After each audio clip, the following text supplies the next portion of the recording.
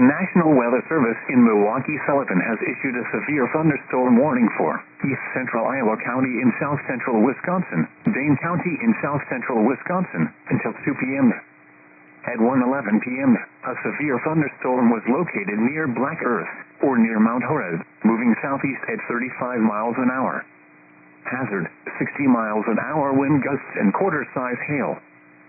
Source, radar indicated. Impact, hail damage to vehicles is expected. Expect wind damage to roofs, siding, and trees. Locations impacted include Madison, Sun Prairie, Fitchburg, Middleton, Waunakee, Verona, Oregon, McFarland, Monona, Mount Horeb, Windsor, DeForest, Belleville, Shorewood Hills, Maple Bluff, Barneville, Dane, Blue Mounds, Ridgeway, and Token Creek. People attending the Dane County Farmers Market in Madison and the Sun Prairie Sweet Corn Festival should seek safe shelter immediately.